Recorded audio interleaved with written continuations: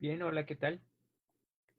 El tema del día de hoy es regulación génica en células eucariontes. Bien, en primer lugar, vamos a hacer un pequeño recordatorio sobre lo que hemos ya visto en relación con la transcripción en células procariontes para poderla distinguir de las células eucariontes. En primer lugar, vemos que en la célula procarionte la transcripción y la traducción va a ocurrir de manera simultánea y en la misma región del citoplasma, que es el nucleoide.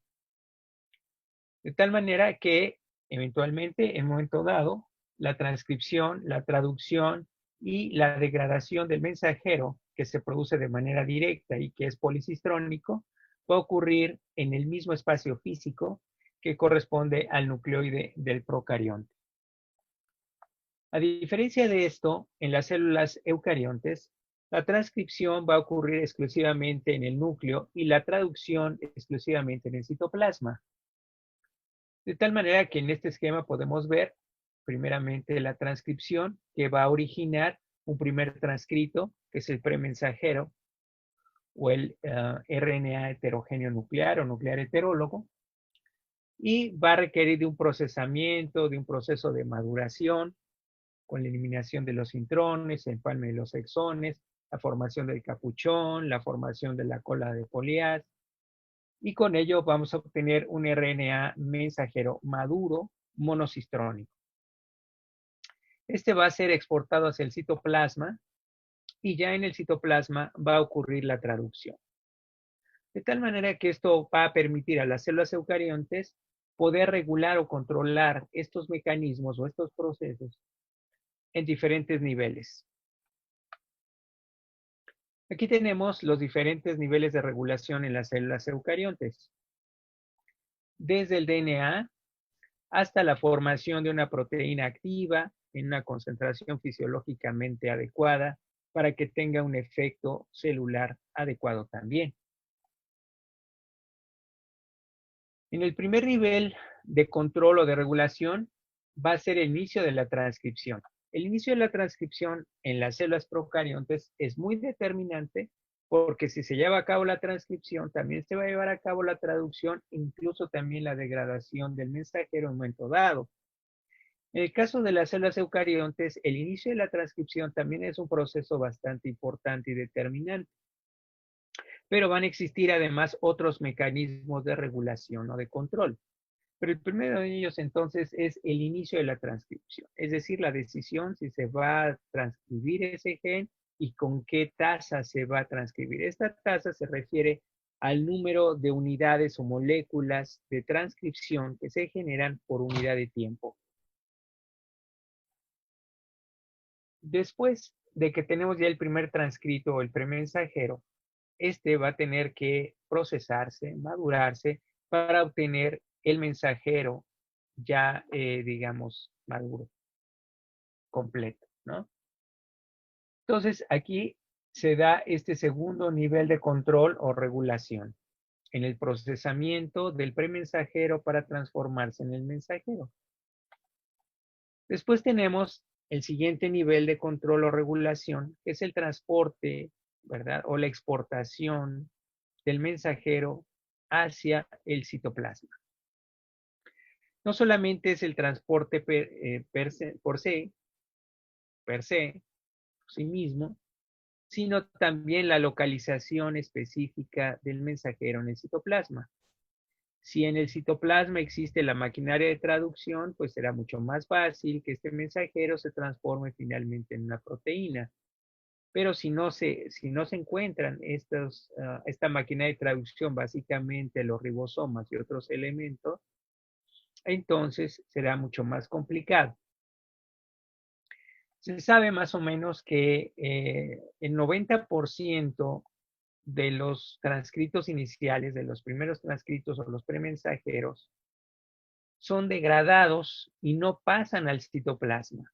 Solamente un 10% del total de los primeros transcritos o los premensajeros se llegan a localizar en el citoplasma como mensajeros y están disponibles para poder realizar el proceso de traducción.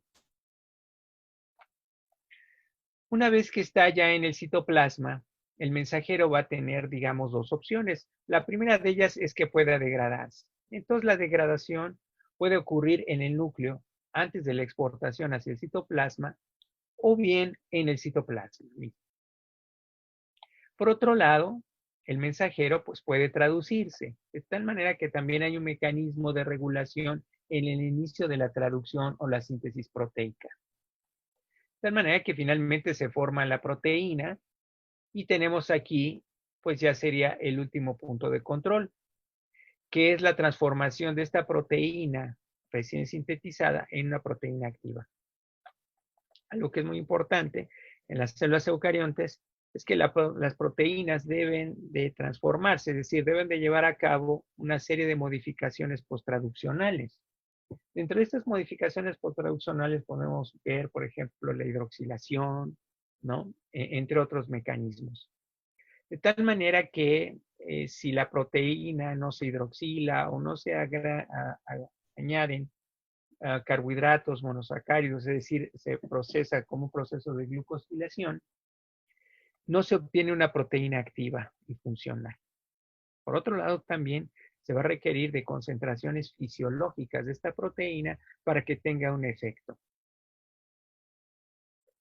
Entonces, todos estos mecanismos hacen que el control de la expresión genética desde el DNA, desde los genes, hasta las proteínas activas, pues sean muy versátiles y en muchos niveles.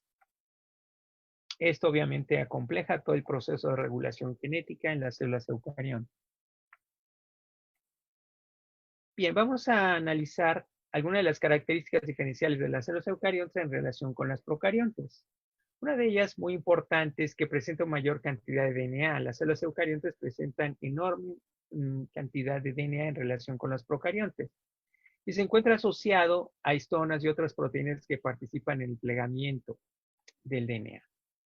Es tan grande la cantidad que debe de doblarse, plegarse, condensarse, espiralizarse, porque si no, no cabría en el núcleo. De tal manera que esta es una diferencia importante. Otra diferencia es que se requiere una gran maquinaria de transcripción para que el RNA polimerasa 2 se pueda postar y pueda reconocer al promotor e inicie la transcripción. Esta maquinaria corresponde básicamente a los factores de transcripción generales, sin contar la presencia de otro tipo de factores de transcripción que son tejido específico o célula específica.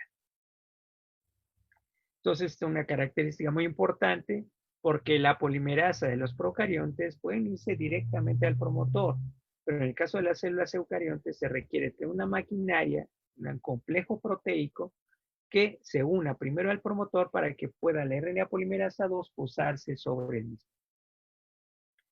Por otro lado, bueno, pues se van a producir los premensajeros que deben ser madurados, básicamente en el palmelosexón, en la eliminación de los intrones, deben ser rematados, la formación del capuchón en el extremo 5', poliadenilados, la formación de la cola de polea en el extremo 3', para transformarse finalmente en el mensajero que es monocistrónico, a diferencia de los procariontes que es policistrónico.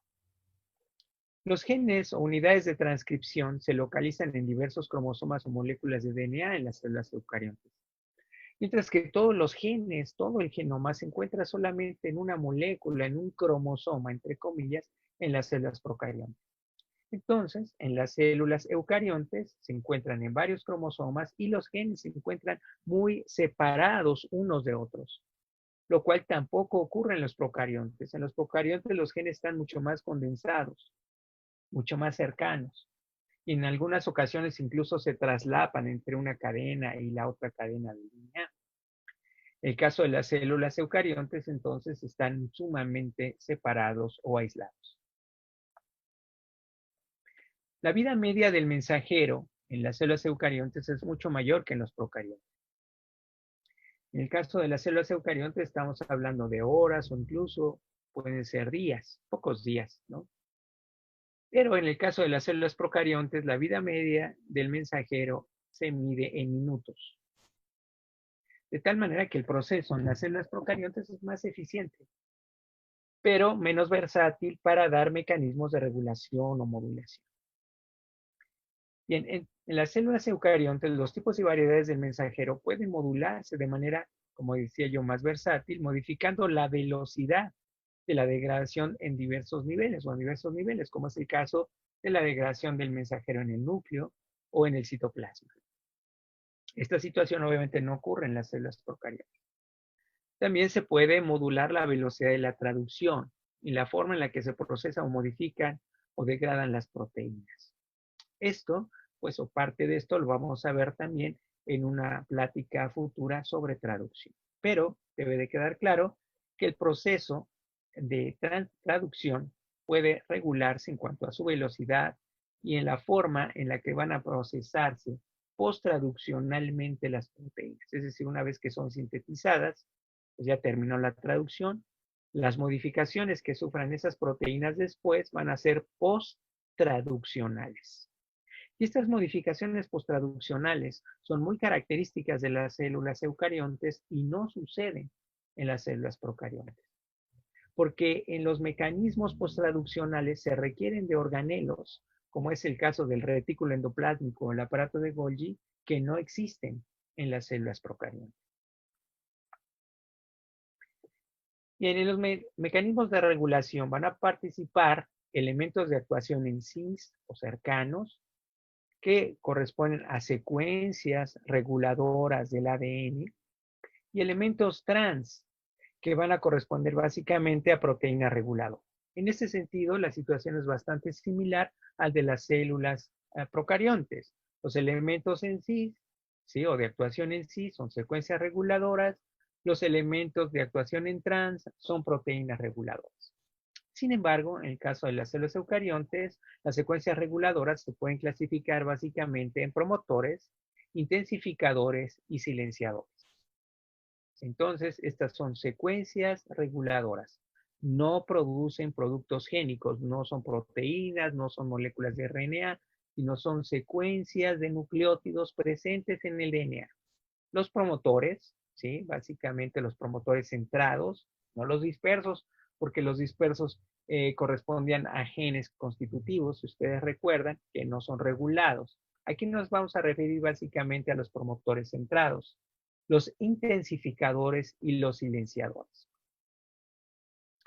Mientras que las proteínas reguladoras, pues vamos a tener los factores de transcripción generales, ¿sí? También van a participar, pues, factores de transcripción, digamos, más específicos, células específicas, tejido específica, como pueden ser los activadores y los represores. Es decir, los activadores y represores van a ser en realidad factores de transcripción, pero estos factores de transcripción no corresponden a factores de transcripción generales.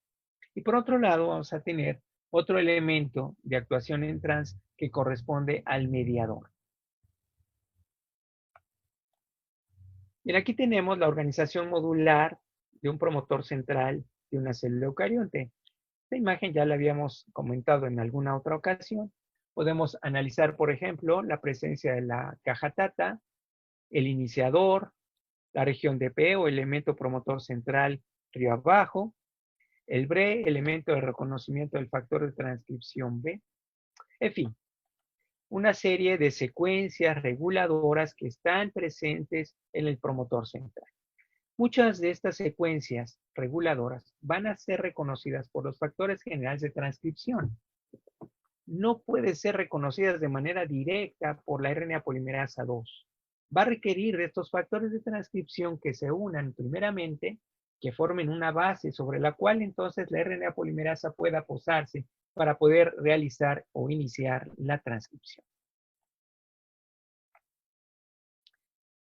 Bien, aparte de estos elementos, los factores de transcripción generales y las secuencias reguladoras del promotor central, vamos a encontrar otro tipo de secuencias reguladoras. Una de ellas son los intensificadores, también llamados enhancers. También se llaman aumentadores. Son secuencias reguladoras que van a ser ocupadas por proteínas reguladoras. Muchas de estas proteínas reguladoras corresponden a factores de transcripción. y van a corresponder pues a moléculas que se conocen o se clasifican como activadores. Se llaman así porque van a favorecer el inicio de la transcripción y el incremento en la tasa de transcripción. Es decir, qué tanto se va a transcribir ese gen por unidad de tiempo. Dentro de los pasos de la maduración, el procesamiento, pues aquí podemos ver en esta imagen los exones interpuestos por los intrones, ¿verdad? Primero entonces va a ocurrir la transcripción del premensajero, el primer transcrito, y tenemos entonces la formación del capuchón, el extremo 5'. Una vez que es transcrito, es decir, como un evento post-transcripcional, se va a agregar la cola de poliasa en el extremo 3', es decir, se lleva a cabo la poliadenilación, donde se agregan entre 100 hasta 250 adeninas, dependiendo de la célula, el número es variable. Y finalmente, ¿verdad? Tenemos el corte y el empalme del RNA. Es decir, consiste en la eliminación de los intrones y el empalme de los exones. Hay que recordar que este proceso puede ser alternativo. Es decir, que pueden formarse diversas moléculas de mensajero a partir de un mismo gen, dependiendo de cuáles exones se empalmen y cuáles no se utilizan. De tal manera que ya tenemos aquí el mensajero ya maduro. De manera un poco más específica, vemos el proceso de la eliminación de los intrones y el empalme de los exones, el splicing o la maduración. Se eliminan los intrones, se empalman los exones y tenemos el RNA maduro. En esta imagen podemos analizar algo que es bastante interesante. En el caso del extremo 5', donde tenemos el capuchón de 7-metilguanosina, unido 5', ¿verdad? Como ya hemos analizado en otra ocasión, vemos que los primeros nucleótidos que forman el mensajero no corresponden a los primeros nucleótidos que van a ser leídos por los ribosomas para la síntesis proteica. Existe como una especie de desfasamiento, es decir, que existe un segmento de nucleótidos que no son considerados en el proceso de traducción, sino que el inicio de la traducción, que tiene una secuencia de nucleótidos de 3 nucleótidos específicos que se conocen como una UG y que vamos a ver ya con mayor cuidado en sesiones posteriores, no corresponde al extremo 5' que está unido al capuchón, sino que está mucho más adelante. De tal manera que hay un segmento entre el primer nucleótido o el capuchón y el sitio de inicio de la traducción. Esta región se llama región no traducida 5'. También se conoce como UTR 5'. Y esta región no traducida va a cumplir diversas funciones que vamos a analizar en otra plática.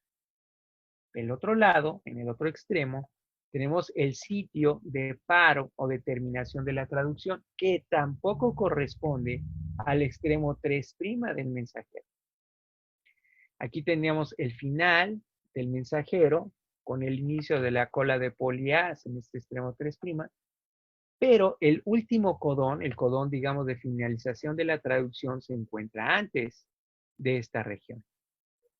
De tal manera que en el otro extremo también se van a formar un extremo no traducido 3'. Y este va también a cumplir funciones especiales.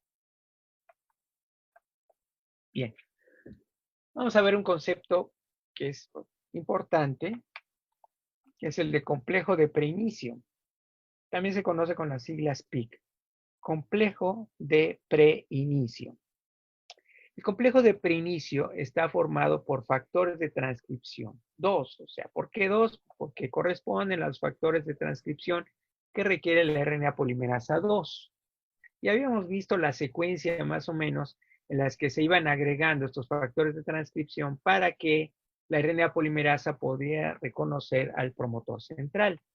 Tenemos el D, el B, el A, el E, el F y el H.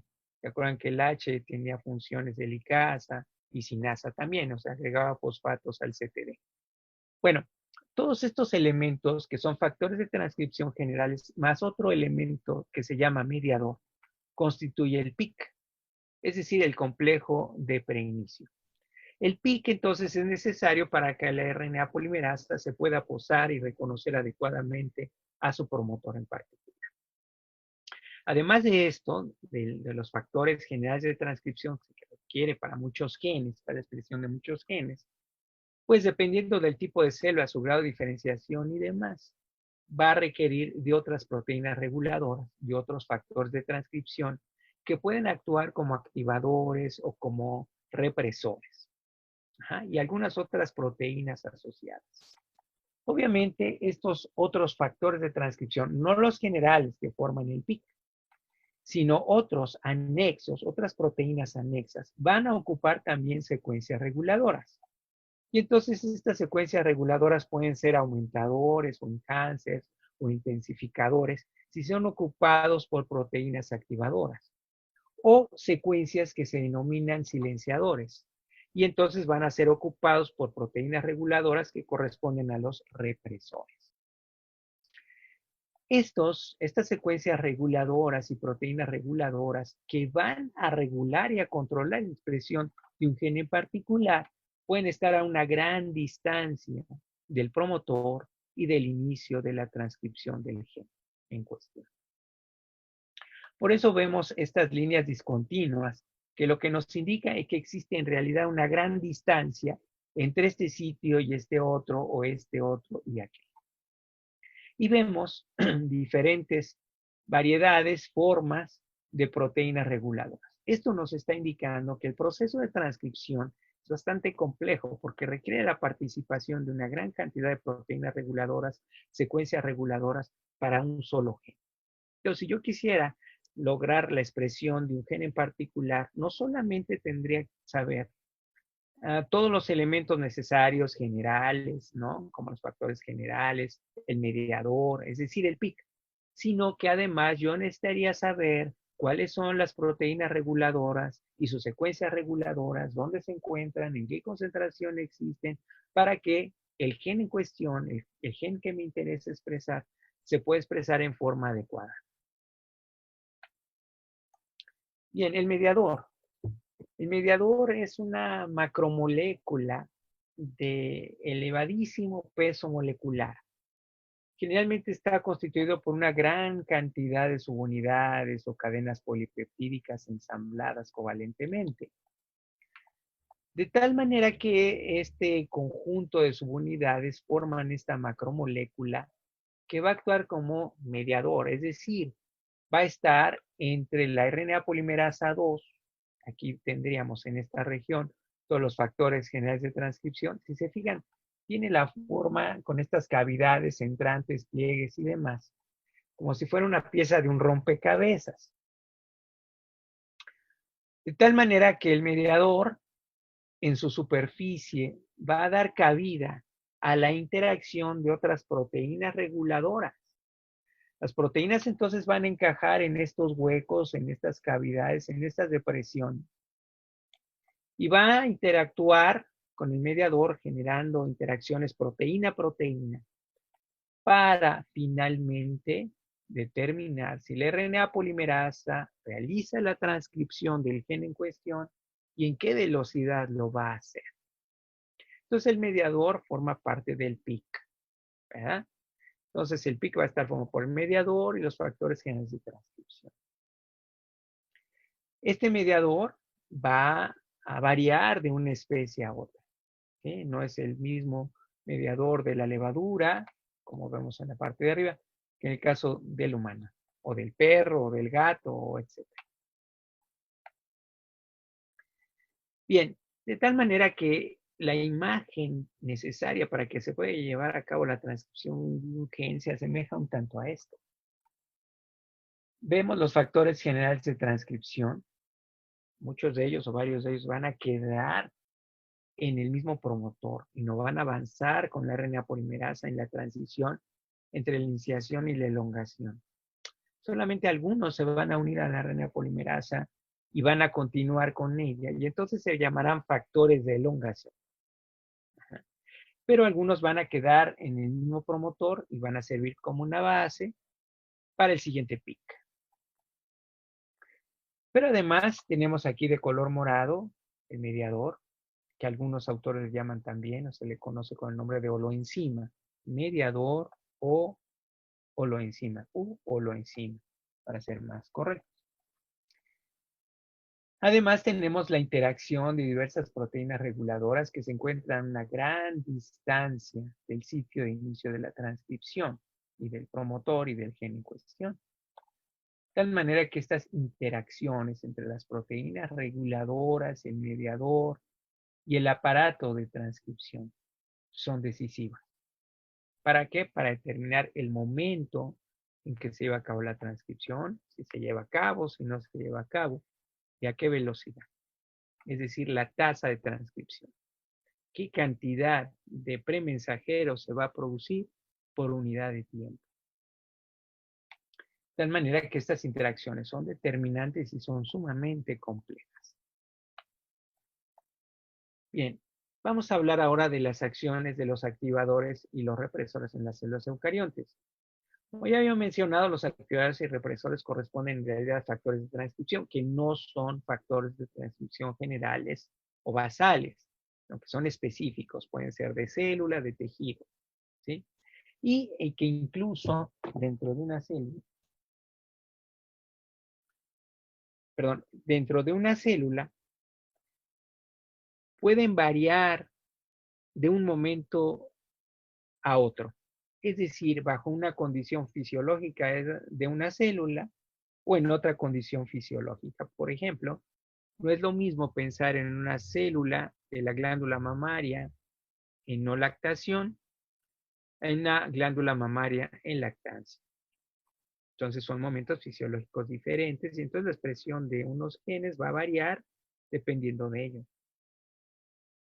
Entonces, los activadores y represores son factores de transcripción que van a incrementar o van a reducir los niveles de transcripción respectivamente, como ya hemos explicado. Los activadores y represores van a actuar de diferentes maneras. Una de ellas es que se unen a la cromatina. Una de ellas, porque son varias formas, ¿sí? Una de ellas es que se unen a la cromatina, al DNA y proteínas dentro del promotor y pueden reclutar a un conjunto de proteínas que se llaman complejos remodeladores de la cromatina. Estos complejos remodeladores de la cromatina pueden favorecer o reprimir el acceso de la maquinaria de transcripción, entiéndase como el PIC unido a la RNA polimerasa 2, y con ello incrementar o reducir la iniciación de la transcripción y determinar la tasa de transcripción. Entonces, uno de ellos, de las funciones o acciones de activadores y represores, es reclutar los complejos remodeladores de la cromatina. Bien, en esta imagen, en este esquema, vemos algunas de las acciones de los activadores. Cuando un activador se une a su secuencia reguladora, muchas veces será un enhancer o un intensificador, pues aquí vemos el gen en cuestión, vemos la caja TATA, ¿sí? O Goldberg-Hognes, y vemos que entonces este activador puede reclutar un complejo proteico, que se llama complejo remodelador de la cromatina, para favorecer que la maquinaria de transcripción pueda acceder al gen en cuestión. Y aquí vemos cómo ya se ha desenrollado, se han separado los nucleosomas entre sí y el gen queda más accesible al aparato de transcripción. Esa es una forma. Otra forma es la remoción de nucleosomas completos. Aquí los vemos. Aquí entra una chaperona para la histona y aquí se lleva al nucleosoma. Entonces aquí están los nucleosomas, vemos que en estas regiones ya están ausentes. Y esto favorece que se relaje todavía más la molécula de DNA y que la maquinaria de transcripción pueda acceder con mayor facilidad, favoreciendo obviamente la expresión de los genes en el entendido que estas proteínas reguladoras son activadoras, es decir, favorecen la expresión de los genes. Bien, otra acción de estas proteínas activadoras es, digamos, el reemplazo de ciertas histonas que forman los nucleosomas. Los nucleosomas generalmente están formados por un octámero bien establecido, ¿no? Histonas H3A, H3B, H2, H4, perdón, H2A, H2B, H3 y H4. Esas son las histonas normales, pero hay, digamos, variantes o alternativas de histonas que pueden ser entonces sustituidas o reemplazadas por estas variantes de histona. Esa es otra función que es inducida por los activadores.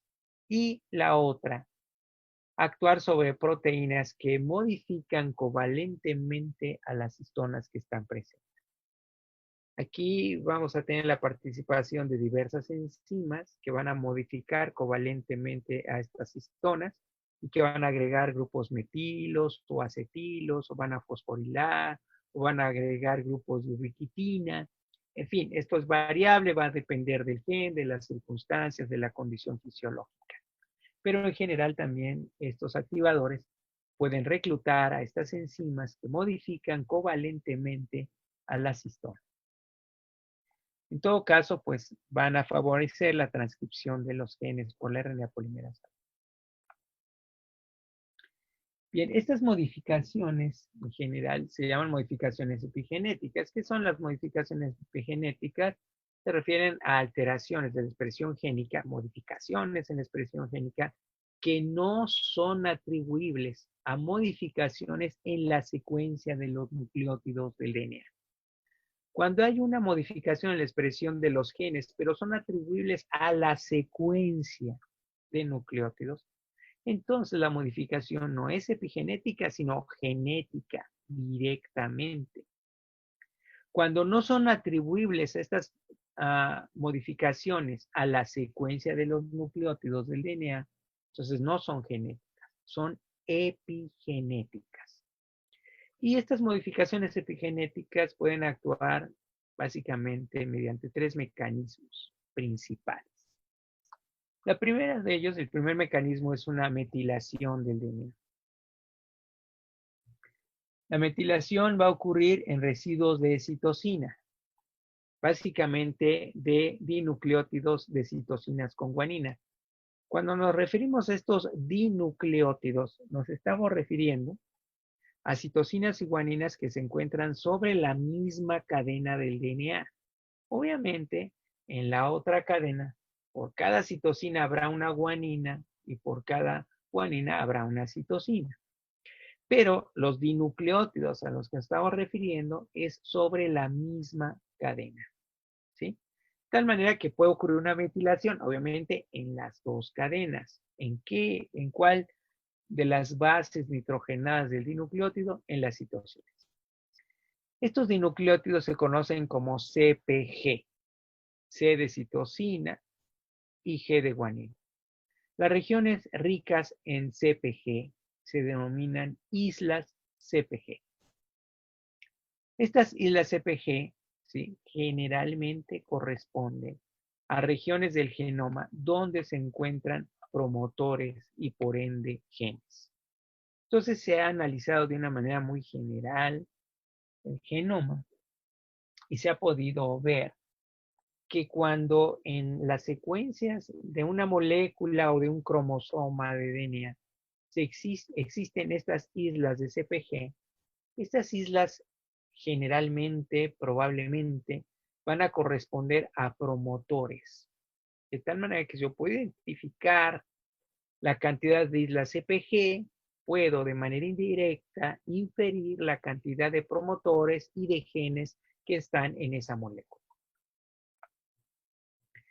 Y en la hipermetilación de los promotores asociados a la CpG, a las islas CpG, suprimen la expresión genética de estos genes.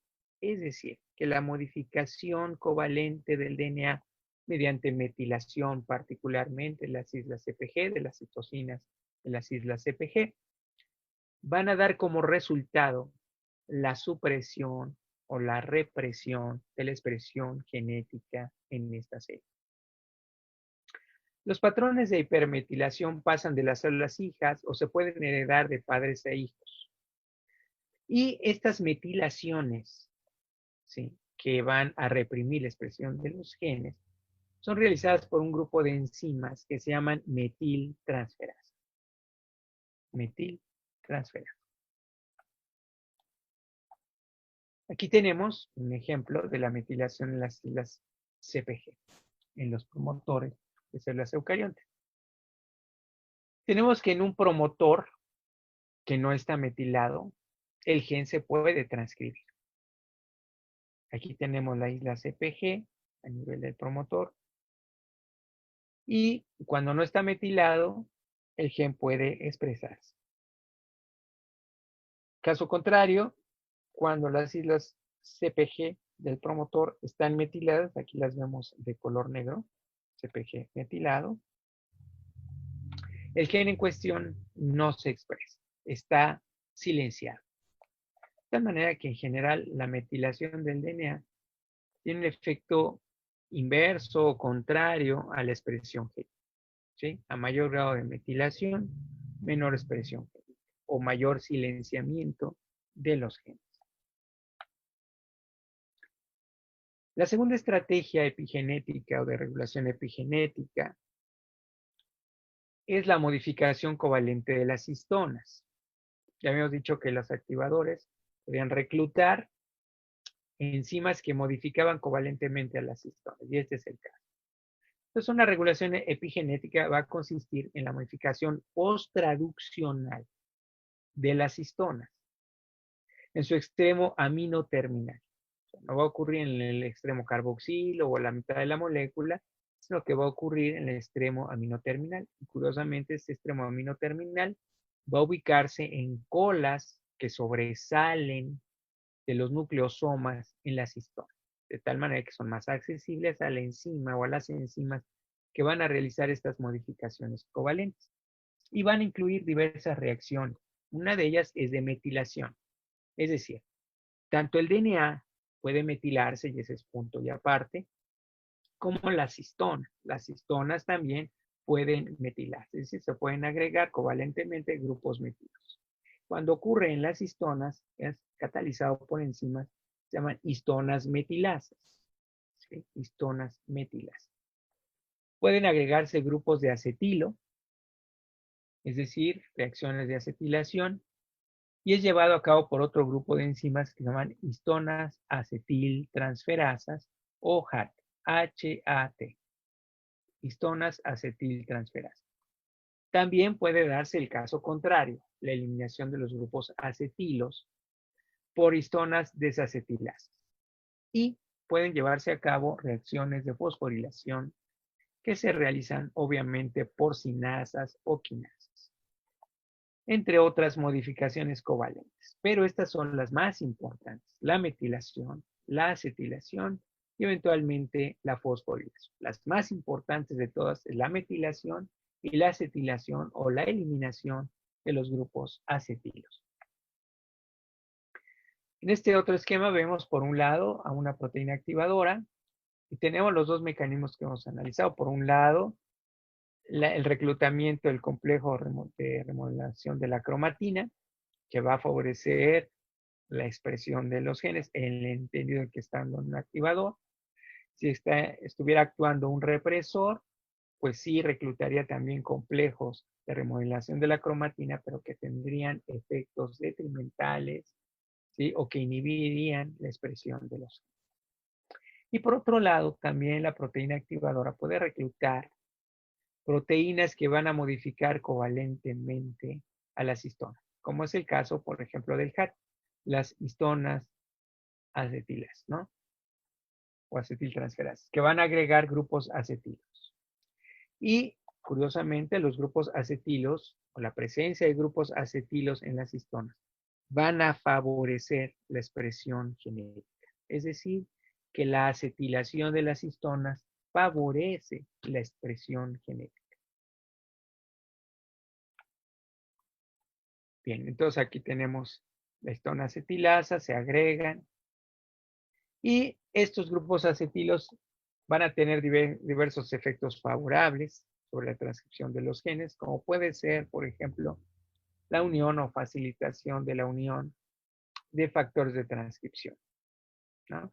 Por ejemplo, subunidades del factor de transcripción D. ¿Sí? Entonces aquí tenemos los grupos acetilos y se unión a factores de transcripción generales, con lo cual se va a favorecer la expresión del gen en cuestión. Bien, las proteínas activadoras tienen diversas propiedades. Una de ellas es un efecto sinérgico. Cuando yo tengo una proteína activadora, su secuencia reguladora, que es un intensificador o enhancer o aumentador, tengo pues un efecto mínimo o nulo sin transcripción del gen en cuestión. Cuando no hay ninguna proteína, cuando está presente pues la tasa de transcripción es muy baja. Pero cuando se incrementa el número de proteínas activadoras, obviamente cada uno en sus secuencias reguladoras, los enhancers, entonces puede incrementarse enormemente la tasa de transcripción del gen en cuestión. Y este incremento no es adicional, no es aditivo, sino más bien exponencial. Es decir, es sinérgico. El hecho de que haya varias proteínas activadoras o el conjunto de proteínas activadoras no es la suma algebraica sobre la transcripción o la tasa de transcripción, sino que es mucho mayor. Es un efecto exponencial que incrementa enormemente la transcripción del gen en cuestión. Bien, tenemos en este otro esquema otra proteína activadora con su secuencia reguladora, un enhancer. Y este sería, digamos, el esquema donde vemos la acción de la proteína activadora con su secuencia, el enhancer. Tenemos aquí el mediador, tenemos el PIC, ¿no? El mediador más factores de transcripción generales, la participación quizás de otros factores de transcripción específicos, ¿sí? La participación quizás de represores. Y vemos también en esta parte algunas proteínas que participan y que son reclutadas por el activador, como el complejo remodelador de la cromatina, ¿sí? Y enzimas que van a modificar covalentemente a las histonas, como ya hemos hablado. Entonces, aquí se van a complementar con complejos remodeladores de la cromatina y enzimas que modifican covalentemente a las histonas. Las histonas, entonces, en sus extremos aminoterminales, van a poder ser metiladas, fosforiladas o acetiladas. Y no va a ocurrir en cualquier aminoácido del extremo aminoterminal, sino en determinados aminoácidos, ¿no? Lisinas, etcétera, ¿no? Dependiendo, pues, del aminoácido. Y entonces se ha formado lo que se conoce como el código histónico. El código histónico consiste en los extremos aminoterminales de los diferentes tipos de histonas. Por ejemplo, aquí tenemos un H3, un H4, H2A, H2B. Y en determinadas regiones, en determinados aminoácidos, existen regiones específicas donde van a agregar los grupos acetilos, que aquí vemos de color naranja, o grupos metilos, ¿no? De este color más oscuro, o fosforilos con el color azul. Y algunas de estas modificaciones covalentes van a favorecer la expresión de los genes, como es el caso de manera genérica, con los grupos acetilos, de tal manera que si se extraen o se quitan por desacetilasas, si son las desacetilasas, entonces el efecto va a ser contrario. Si los grupos acetilos favorecen la expresión de los genes, la eliminación de estos acetilos va a decrementar o va a disminuir o reducir la expresión de los genes. Las reacciones de metilación son variables, pero en términos generales la metilación de las histonas pues también disminuye la expresión de los genes. Pero en algunos casos, y dependiendo de una serie de interacciones bastante complejas, interacciones epigenéticas complejas, la metilación en algunos momentos dados puede favorecer la expresión de los genes. Pero en términos generales, la metilación de las histonas, al igual que la metilación del DNA, disminuye o reduce la expresión de los genes. La fosforilación va a permitir más bien interacciones, ¿sí?, entre porciones de metilación dentro de la misma molécula, dentro de la misma proteína, y regiones que estén acetiladas o que estén desacetiladas. Entonces, las regulaciones epigenéticas son bastante complejas. Bien, estas modificaciones covalentes pueden influir en la compactación, de la cromatina para favorecer o dificultar el acceso de la máquina de transcripción. De tal manera que la remodelación de la cromatina lo que va a hacer es favorecer, relajar, separar los nucleosomas entre sí para permitir el acceso a la máquina de transcripción, o lo contrario, impedir, dificultar el acceso de esta máquina. Aquí vemos, por ejemplo, el hecho de que las histonas estén acetiladas, aquí las vemos con AC, grupos acetilos.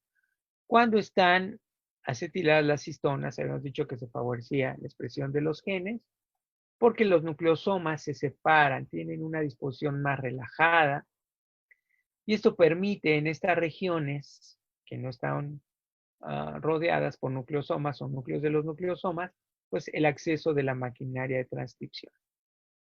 Entonces, una disposición más relajada es, digamos, proveída por la acetilación de las histonas de los nucleosomas. Caso contrario, cuando se eliminan los grupos acetilos y se agregan grupos metilos, que aquí vemos de color oscuro, sobre las histonas de los nucleosomas, se favorece una configuración más cerrada, no abierta, sino cerrada, más condensada, más plegada, más esterilizada, que va a dificultar enormemente el acceso de la maquinaria de transcripción y la expresión de los genes. Otros mecanismos epigenéticos que se dan en los nucleosomas por estos complejos remodeladores de la cromatina son, por ejemplo, estos, que sería el deslizamiento, ¿sí?, de los nucleosomas, núcleos de los nucleosomas, de tal manera que permite la separación y la liberación de segmentos de DNA para el acceso a la maquinaria de transcripción y la expresión génica. Otra es, aquí vemos, como, bueno, muchos de estos complejos remodeladores de la cromatina utilizan el ATP para hacer estas modificaciones. Y en este segundo ejemplo, vemos cómo el DNA que rodea el núcleo del nucleosoma queda más holgado o más flojo. Observen ustedes que aquí está apretado y aquí está flojo. Esta disposición, pues, va a favorecer la expresión de los genes, porque va a permitir, entre otras cosas, quizás el deslizamiento o la llegada de la maquinaria de transcripción. Por otro lado, tenemos que estos complejos pueden formar lo que se conoce como dímeros de nucleosomas. Entonces, tenemos finalmente o inicialmente un octámero que puede separarse parcialmente, porque aquí queda unido, ¿sí?, en estructuras formadas por 4 histonas en lugar de 8. Y esto, si ustedes ven aquí la molécula del DNA, también se relaja enormemente. De tal manera que esta disposición, ¿sí?, en dímeros de nucleosomas, en lugar de uno solo, ahora son 2 dímeros, cada uno de 4 histonas, relaja enormemente el DNA y favorece la expresión de los genes en cuestión. Bien, el tercer mecanismo de regulación epigenética es la regulación de la expresión génica mediante moléculas de RNAs pequeños no covalentes. Estos mecanismos cada día toman mayor relevancia, pero bueno, salen, digamos, de los objetivos principales del curso, pero me gustaría que se quedaran con la idea de que estos mecanismos de regulación cada día están tomando más importancia, están siendo sumamente estudiados y, bueno, van a consistir básicamente en la acción de los RNAs de interferencia pequeños, los siRNAs y los miRNAs. Estos pueden actuar, dependiendo del tipo, pues a nivel de transcripción o sobre todo a nivel de la traducción, sobre todo en el caso de los mRNAs. Van a participar entonces en el bloqueo de la traducción, ¿sí? A nivel del mensajero, o puede favorecer la degradación completa del mensajero, con lo cual va a haber un silenciamiento del gen. El gen no es que no se transcriba, sino que no se traduce finalmente y no se produce la proteína funcional finalmente. Bien, ahora vamos a hablar un poco de los represores y sus diferentes efectos o actividades. Los represores van a ocupar regiones reguladoras también del DNA. Estas regiones reguladoras se denominan de manera genérica como regiones silenciadoras o silenciadoras. El represor aquí lo vemos de color rojo, el activador de color verde. El represor pues inhibe, apaga los genes, generalmente digamos sería su acción predominante y en el caso del activador lo contrario. Vemos que una primera acción del represor es competir por la secuencia reguladora. En este caso, entonces, la secuencia reguladora, tanto del activador como del represor, es común. Se traslapan. Entonces tendríamos un enhancer que vendría de aquí a acá aproximadamente, pero que está traslapado con un silenciador. De tal manera que va a depender de qué molécula reguladora o qué proteína reguladora ocupe su secuencia reguladora para bloquear el efecto de lo. Si llega el represor primero, pues va a bloquear al activador. No se va a poder posar sobre su secuencia reguladora y no va a poder actuar. ¿Sí? ¿De qué va a depender que el represor pueda ganar, digamos, o ocupar esta región? Pues básicamente de las concentraciones. ¿Sí? Si hay una mayor cantidad de represor, pues será más probable que ocupe su secuencia reguladora antes que el activador y viceversa. Entonces, este es un mecanismo de acción. ¿Sí? Es una acción competitiva entre el represor y el activador porque las secuencias reguladoras son comunes o se trasladan. Por otro lado, otro mecanismo del represor es cubriendo los dominios de activación. Si vemos este activador, igual que muchas proteínas reguladoras, van a tener por lo menos dos dominios. Un dominio que va a reconocer a su secuencia reguladora, en el caso al enhancer o al silenciador, en el caso del represor. Y por otro lado tenemos un dominio de acción, de activación, o un dominio de represión, en el caso del represor. Aquí tenemos que el represor está bloqueando el dominio de activación, de tal manera que aunque está presente el activador y está unido a su secuencia reguladora, no puede actuar, porque su dominio de activación está bloqueado por el represor. Bien, aquí tenemos otra función del represor, que es una acción directa con los factores de transcripción generales. Aquí tenemos entonces el represor con su dominio de unión al DNA, el silenciador. Y tenemos aquí el dominio de activación, o en este caso sería un dominio de represión. Y esta acción va a actuar sobre los factores de transcripción. En este caso tenemos el factor de transcripción D. Aquí tenemos el dominio que reconoce a TATA, ¿sí? La proteína unidad TATA. Y este efecto va a ser de represión, es decir, va a inhibir la transcripción de.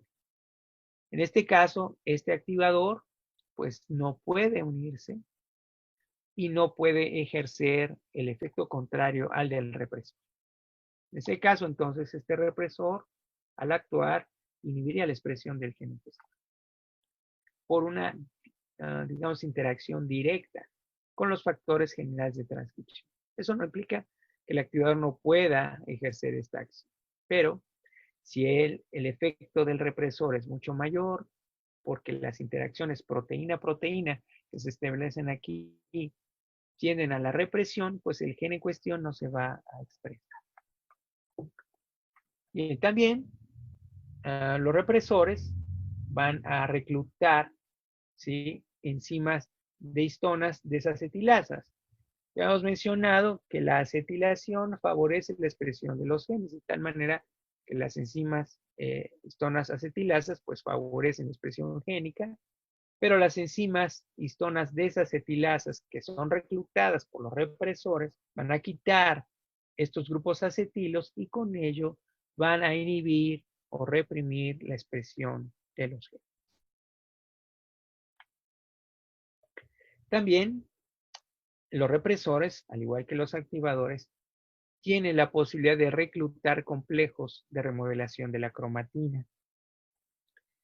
Pero en el caso de los represores, estos complejos remodeladores de la cromatina van a remodelar la cromatina de tal manera que el gen en cuestión quede inaccesible a la maquinaria de transcripción. Es decir, va a ser lo contrario que el activador, reclutando otro grupo diferente de complejos remodeladores de la cromatina. Entonces, estos complejos remodeladores de la cromatina reclutados por el represor van a inhibir la expresión de los genes. Bien, también estos represores van a reclutar enzimas metiltransferasas que van a agregar grupos metilos a las histonas. Van a modificar covalentemente a las histonas mediante la agregación de grupos metilos. Ajá. De tal manera que, en términos generales, aunque puede haber algunas excepciones o hay excepciones donde la metilación puede favorecer la expresión de los genes, en términos generales, la metilación de las histonas, esta modificación covalente por grupos metilos, va a impedir la expresión de los genes. Igual que la metilación del DNA, como ya hemos analizado. De tal manera que en el proceso de regulación genética van a intervenir una gran cantidad de proteínas reguladoras. Vamos a tener activadores, vamos a tener represores y vamos a tener un conjunto de proteínas anexas, asociadas tanto a los activadores como a los represores, que reciben el nombre de coactivadores y correpresores. La interacción en conjunto, simultánea, de todos estos elementos, ¿sí? Secuencias reguladoras, ¿no? Los enhancers, los silenciadores, los activadores, los represores, los coactivadores, los correpresores, van a interactuar simultáneamente para determinar si en un momento dado se lleva a cabo o no la transcripción de un gen en particular y a qué velocidad. De tal manera que la combinación de ciertos correpresores, represores y demás, pues puede inhibir la transcripción o otra combinación diferente puede favorecer la transcripción del gen. Esta interacción compleja entre todos estos elementos recibe el nombre genérico de control combinatorio. Entonces, este es un elemento de regulación de células eucariontes muy relevante, el control combinatorio. ¿En qué consiste? Pues en esta interacción compleja entre todas estas proteínas reguladoras, secuencias reguladoras, interviniendo con el mediador que vendría aquí, que estaría aquí. Entonces, fíjense cómo todos estos elementos son como elementos de un rompecabezas, y aquí estaría el mediador, imagínenselo, con diversos pliegues dándole cabida a cada uno de estos surcos, de estas depresiones o eminencias moleculares, y todas estas interacciones proteína-proteína que finalmente van a determinar si la RNA polimerasa lleva a cabo la transcripción y a qué velocidad, o si no lleva a cabo la transcripción. De tal manera que todas estas proteínas reguladoras van a actuar como una especie de comité. El control combinatorio es un comité de proteínas que deciden entre ellas si el gen va a ser transcrito y la tasa de transcripción. Y en este comité, digamos que hay votos de calidad, ¿no? Es decir, hay proteínas cuya participación, presencia y acción puede ser determinante para la decisión final. Es decir, si se transcribe el gen y a qué velocidad, o si no se transcribe el gen en cuestión. Entonces, todas las interacciones son bastante complejas y son características de la expresión genética de las células eucariontas, el control combinatorio. Bien, de tal manera que el proceso es complejo, Aquí tenemos nada más un pequeño esquema de lo que pudiera suceder, pero no necesariamente ocurre en ese orden y de esa manera para un gen en particular, ¿no? Por ejemplo, entonces tenemos la proteína activadora de genes, se une a la cromatina, ¿sí? A su cáncer, y va a reclutar un complejo remodelador de la cromatina, se lleva a cabo la remodelación de la cromatina, que considerando que es una proteína activadora, pues va a ser favorable para la expresión de los genes. Van a participar enzimas de remodelación de las histonas, se modifican covalentemente esas histonas, participan otras proteínas activadoras, más proteínas activadoras que se unen a la región reguladora del gen, factores generales de transcripción en el RNA, formas de la RNA polimerasa 2, se forma finalmente el PIC, los factores generales de transcripción más el mediador. Se ensambla un complejo de inicio a nivel del promotor, participan otras proteínas activadoras, reordenamiento de las proteínas del complejo de preinicio y finalmente, para este caso en particular, pues se lleva a cabo el inicio de la transcripción que a una cierta velocidad y en ciertas condiciones fisiológicas en un cierto momento de la historia de esa célula eucariota. Finalmente, vamos a ver algunos modelos de regulación eucarionte. Estos modelos son la amplificación génica. La amplificación génica se refiere a la existencia de varios genes o varias copias de genes para una misma molécula de RNA o para una proteína. La mayor parte de los genes en las células eucariontes son genes de copia única. Es decir, que para una proteína en particular y para que se exprese esta proteína, solamente existe un solo gen o pocas copias, ¿sí? Existen variantes de este gen que se llaman alelos, ¿sí? Son variantes de un mismo gen. Es decir, que por un alelo se puede producir una proteína que es ligeramente diferente a de otro alelo, pero que cumple la misma función. En el caso de la amplificación génica, corresponde a copias, varias copias, copias múltiples de un mismo gen. Y generalmente corresponden, por ejemplo, en el caso del RNA ribosomal o en el caso de las histonas, que son, digamos, excepciones a la regla general, a elementos que se requieren producir en grandes cantidades y en poco tiempo en un proceso celular. Por ejemplo, en el caso del RNA ribosomal, se requiere producir eventualmente en muy poco tiempo una gran cantidad de ribosomas para que la célula exprese en grandes cantidades una proteína. De tal manera que no podría llevarse a cabo si existieran muy pocos genes para el RNA ribosomal. De tal manera que se requieren muchos genes, muchas copias. Y estas se amplifican, o sea, pueden aumentar en número. Entonces, esta amplificación génica pues, va a ocurrir para el caso de las histonas y del RNA ribosomal. Si hablamos de los genes del RNA ribosomal, ¿dónde se ubicarían estos genes? Pues básicamente en el nucleolo, que es la fábrica de los ribosomas, donde se produce entonces la mayor parte del RNA ribosomal, excepto la fracción 5S, como ya hemos visto. Por otro lado, otro modelo de regulación genética es el reordenamiento génico.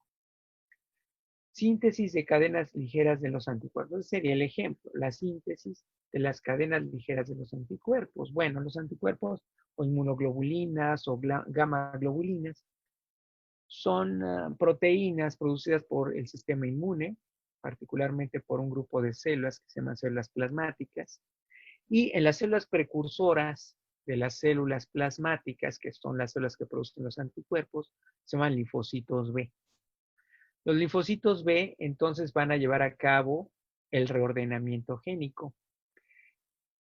Los anticuerpos van a permitir reconocer una gran cantidad de antígenos, una enorme y distinta cantidad de antígenos. ¿Cuántos? Pues cuántos antígenos existan presentes y futuros.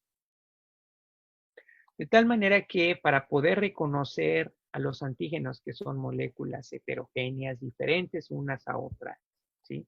Por ejemplo, para reconocer el coronavirus, ¿no?